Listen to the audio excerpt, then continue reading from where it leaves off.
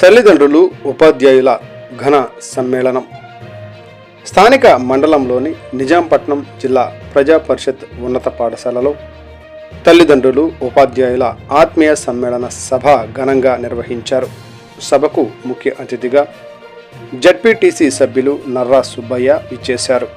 ఈ సభకు గౌరవ ప్రధాన ఉపాధ్యాయులు శ్రీమన్నారాయణ అధ్యక్షత వహించారు.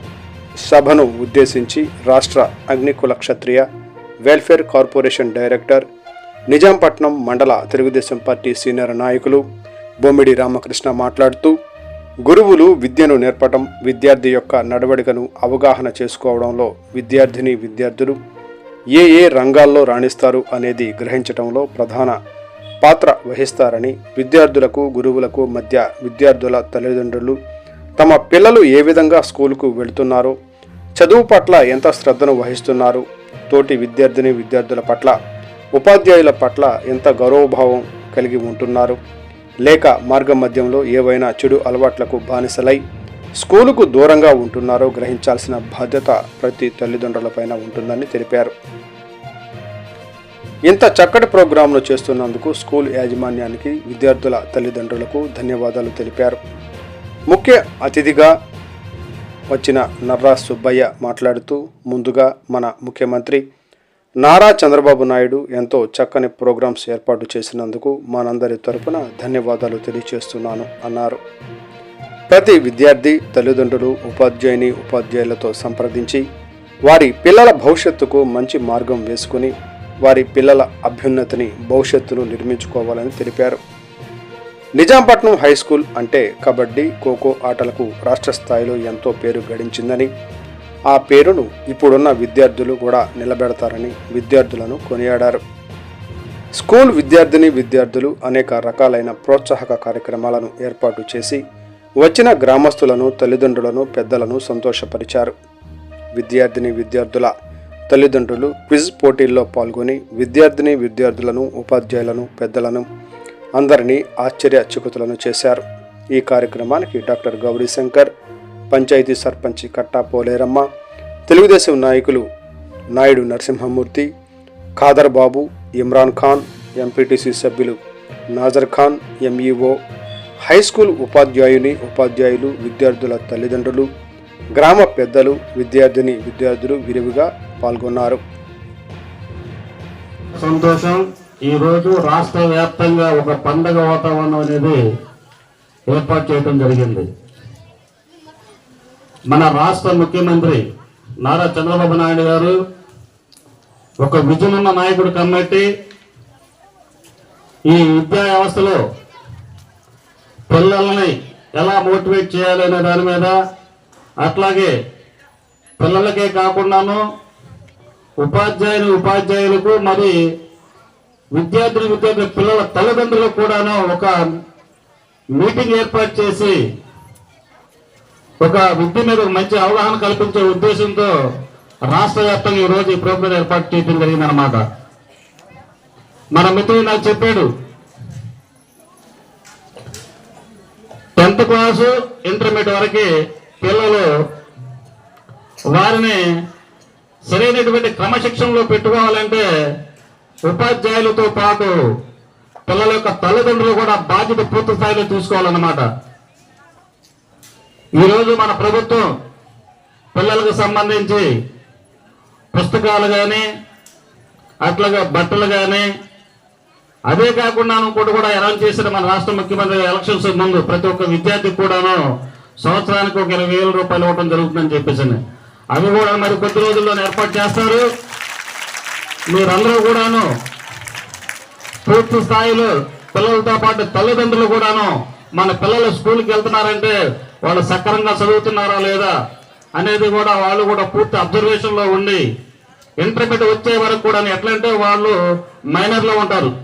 మన మిత్రుడు చెప్పినట్టుగా 70 years పిల్లంటే మైనరు, అదే 18 సంవత్సరాలు వచ్చిందంటే మేజర్లు అవుతారు. అక్కడి నుంచి కూడా మైండ్ మెచ్యూరిటీ అవుతుంది అనమాట. మీకు అందరూ కూడా ఒక మంచి కసి పెరుగుతుంది. మనం పుట్టామంటే ఏదో ఒకటి సాధించాలనేది మంచి కసి ఉంటుంది కాబట్టి ఈ 17 సంవత్సరాల లోపు ఇంటర్మీడియట్ అయ్యే లోపు పిల్లల యొక్క తల్లిదండ్రులు కూడా విద్యార్థుల మీద మనసు పెట్టి వారిని చక్కగా గాడి పెట్టుకోవాల్సిన బాధ్యత మన మీద ఉందని చెప్పేసి నేను కోరుకుంటున్నాను. మన రాష్ట్రానికి చంద్రబాబు నాయుడు గారు సీఎం అవడం అనేది మన అదృష్టంగా భావించాలి. ఆయన వయసు 74 సంవత్సరాలు. ఈ వయసులో కూడాను మొన్న మీరు చూశారు, ఆగస్టు 30న వర్షాలు విపరీతంగా పడ్డాయి మన ఏరియాలో. 10 రోజుల పాటు ఇంటికి వెళ్లకుండానే బస్సులోనే ఉంటూ ఎంప్లాయీస్ మొత్తాన్ని కూడా ఆయనతో పాటు మరి బుడమేరు పొంగి కూడా మునిగిపోతే వారితో పాటు ఎంప్లాయీస్ మొత్తాన్ని కూడా ఆయన ఉంటే, మన నాయకుడు ఉంటే మనం కూడా ఆయనతో పాటు ఉంటాం అనమాట. అట్లాగే గతంలో చూసాం, గత ప్రభుత్వం మనం చూసాం, శాలరీస్ ఎప్పుడు పడాయి? ప్రతి నెల కూడా 15వ తారీఖు లోపు ఏ రోజు కూడా పడాలా, నెలాఖరికి పడాయి అనమాట. అలాంటిది మన టీడీపీ ప్రభుత్వం వచ్చిన తర్వాత 1వ తారీఖున మనకి ఉద్యోగస్తులకి జీతాలు పడుతున్నాయి. గతంలో వాలంటరీ వ్యవస్థ ఉన్నది. వాలంటరీ వ్యవస్థ ఉన్నప్పుడు పెన్షన్లు ఇవ్వడానికి, మరి ఈ రోజు చూస్తున్నాం ఇప్పుడు వాలంటీర్లు లేరు. అయినప్పటికీ ఉద్యోగస్తులే ప్రతి నెల కూడా 30వ తారీఖు లేకపోతే 31వ తారీఖు లేకపోతే 1వ తారీఖు లోపే పెన్షన్లు ఇస్తున్నారంటే మన రాష్ట్ర నాయకుడు, రాష్ట్ర ముఖ్యమంత్రి చంద్రబాబు నాయుడు గారు ఉపాధ్యాయ ఎంప్లాయీస్ మొత్తాన్ని చాలా జాగ్రత్తగా చూసుకోమంటే వారు కూడా చాలా బాధ్యతగా పనిచేస్తామని చెప్పి నేను చెప్తున్నాను అనమాట.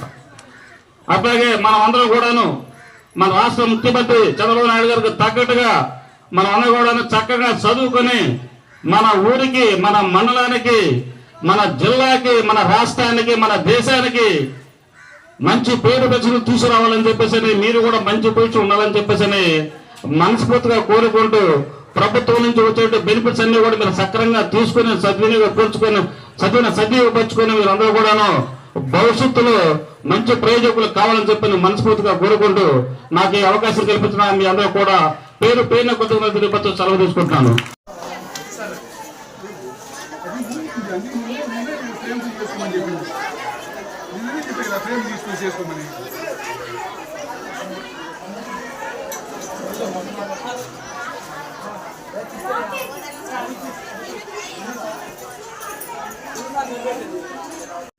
ఎందుకంటే ప్రతి నెల కూడా నేను ఎస్ఎంసీ మీటింగ్ పెడతానే ఉన్నాం. కనీసం సంఘాల కోసం రమ్మన్నా కూడా రావట్లేదు.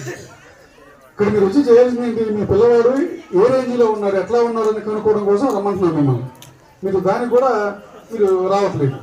అట్లాగే కనీసం 10th క్లాస్ పిల్లలు ఉన్నారు. ఈ సంవత్సరం 85 మంది పిల్లలు 10th క్లాస్ ఎగ్జామ్స్ రాస్తా ఉన్నారు.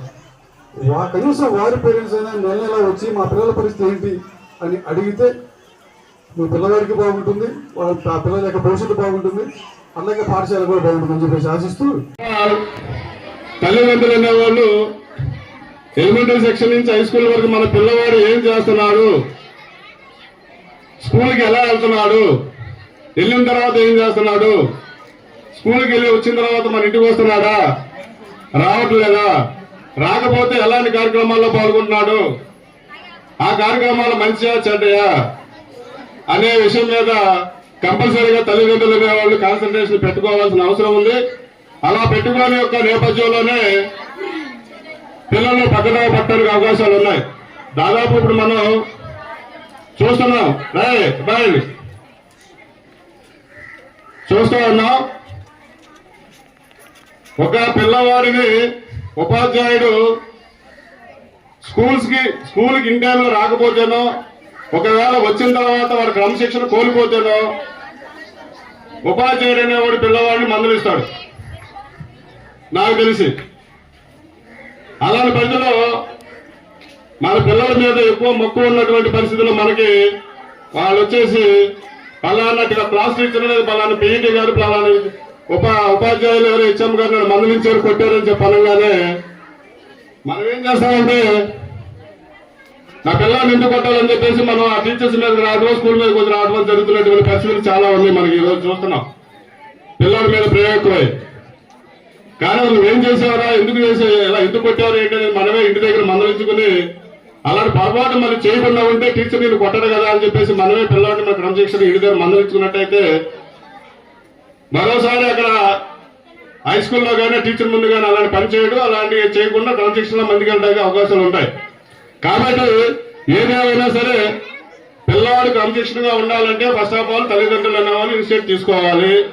తర్వాత ఉపాధ్యాయులు వాళ్ళు ఇచ్చేటువంటి ఇన్స్ట్రక్షన్ ప్రకారం పిల్లలు ఫాలో అవ్వకపోతే వాళ్ళు క్రమశిక్షణ రాహిత్యం ఉందా పిల్లలు పనిష్మెంట్ ఇస్తారు.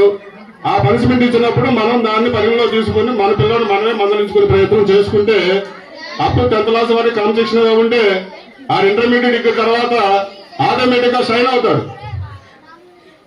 17 సంవత్సరాల నుంచి ఇప్పుడు ఇందాక మన వాళ్ళు చెప్పినట్టుగా 17-18 సంవత్సరాలు వచ్చేంత వరకు పిల్లలు కొత్త విధానాలకి కొత్త ఆలోచనలకి ఆకర్షితులై రాంగ్ ట్రాక్ పెట్టడం ఆలోచన వస్తుంది, పడతా ఉంటున్నారు ఈ రోజు మన హై స్కూల్ లెవెల్లో కానీ ఇంటర్మీడియట్ లెవెల్లో కానీ.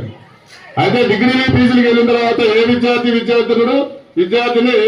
తప్పు చేయడానికి అవకాశం లేదు. కారణం ఏంటంటే వాళ్ళ మెచ్యూరిటీ వస్తుంది ఆటోమేటిక్ గా. అంటే మనం ఏం చేయాలా, మన గోల్ ఏంటి, మన జీవితం ఏంటి, మన భవిష్యత్తు ఏంటి అనేది ఆటోమేటిక్ గా వాళ్ళు ఆలోచిస్తారు. కాబట్టి ఆఫ్టర్ ఇంటర్మీడియట్ అనేది ఆటోమేటిక్ గా పిల్లలందరూ క్రమశిక్షణలోకి వెళ్తారు. అప్పటి వరకు మనం కాపాడుకోవాల్సిన బాధ్యత మన తల్లిదండ్రుల మీద ఉంది. కాబట్టి ప్రత్యేకించి తల్లిదండ్రులకి నేను ఈ సూచన చెప్తా ఉన్నా.